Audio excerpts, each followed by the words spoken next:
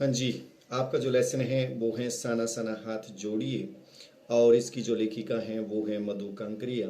साना साना हाथ जोड़िए से अभिप्राय हैं जो सिक्किम की जो युवतियां हैं वो छोटे छोटे हाथ जोड़कर भगवान से प्रार्थना करती हैं कि हमारे अंदर जितनी भी तामसिकताएं हैं, बुराइयां हैं, अवगुण हैं, पाप हैं, वो सारे के सारे दूर हो जाएं।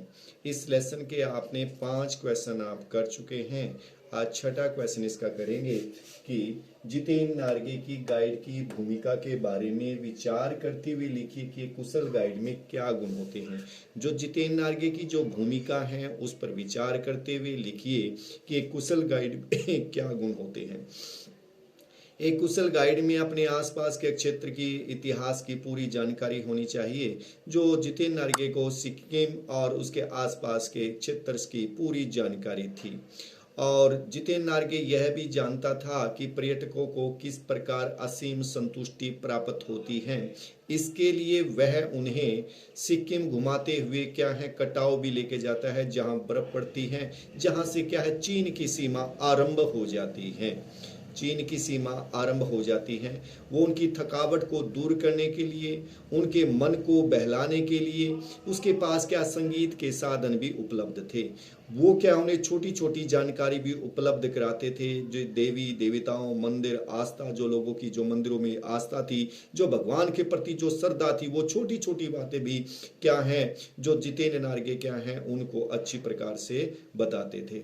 इसलिए एक कुशल गाइड में क्या है अपने उस क्षेत्र से संबंधित पूरे इतिहास की पूरी जानकारी होनी चाहिए, जो कि एक जितेन नार्गे में ये क्या है एक कुशल गाइड के ये सारे के सारे गुण विद्यमान थे। और यही क्या है कुशल गाइड में गुण होने चाहिए।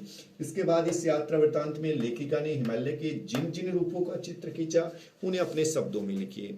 हिमालय जो लेखिका है, लेखिका की जो यात्रा है वो आगे बढ़ते हुए जा रही थी। आगे बढ़ते हुए उसने देखा कि हिमालय का पल पल में क्या हर रूप बदलता हुआ दिखाई दे रहा है और वो हिमालय की सुंदरता को अपने अंदर समेटना चाहती थी। उसने देखा कि वहां पर उसने हिमालय पर्वत की ओर देखा तो उसने देखा कि कहीं कहीं तो हरी, ऐसा लग रहा है जैसे मैंने हरी कालीन ओढ़ रखी हो, और कहीं उसको ऐसा महसूस हुआ मानो क्या पीली कालीन ओढ़ रखी हो, और कहीं पर उसको ऐसा लगा मानो क्या दीवार से क्या है सिमट उखड़ी हुई हो। ऐसा पर्वत उसने दिखाई दिया। उसको पल पल बदलते हुए रूप को वो लेखिका अपने अंदर समेटना चाहती थी।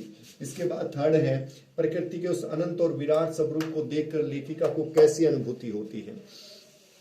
प्रकृति की सुंदरता को देखकर लेखिका को बहुत ही सुंदरता होती है, उसकी आत्मिक शांति मिलती है। ठीक है जी। इसके बाद जैसे वहां झरना बह रहा था वो अपने पैर डुबोती है, तो पैर डुबोने से क्या है उसकी रोम रोम में क्या है सुंदरता समा जाती है और वो सुंदरता के साथ बहना चाहती है। उसको आत्मिक शांति मिलती है। उसको पैर डुबोने से उसको ऐसा एहसास हुआ कि उसके अंदर जितनी तामसिकताएं थी वो सारी की सारी क्या है पानी के साथ बह रही हैं, और बहता हुआ पानी क्या है उसे उसकी जीवन की शक्ति का एहसास करवा रहा था। उसकी जीवन की शक्ति का एहसास करवा रहा था। उसको उस सुंदरता को देखकर उसका सब कुछ शून्य हो गया था। उसकी जो इंद्रियां थी वो आत्मा के वश में हो गई थी, मानो ऐसा उसको ऐसा प्रतीत हो रहा था। इस प्रकार उस प्राकृतिक सुंदरता को देखकर उसे क्या है सुखद अनुभव हो रहा था। इसके बाद है प्राकृतिक सौंदर्य के आनंद में डूबी लेखिका को कौन कौन से दृश्य झकझोर गए।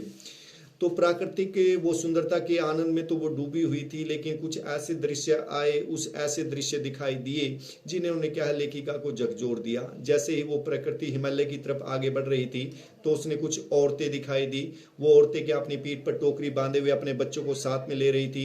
हाथ में उनके कुदाल था और वो पत्थरों को तोड़ने का काम करती थी। वो कठिन रास्ता बना रही थी। तो वहां एक सरकारी कर्मचारी ने लेखिका को बताया कि मैडम जी इन रास्तों को बनाना बड़ा मुश्किल होता है। कई बार तो क्या है इनको बनाते बनाते कई व्यक्तियों की मौत हो चुकी है। इस प्रकार की बातों को सुनकर, इस प्रकार के दृश्य को देखकर लेखिका की जो आत्मा है वो हिल सी गई, उसको झकझोर सा दिया।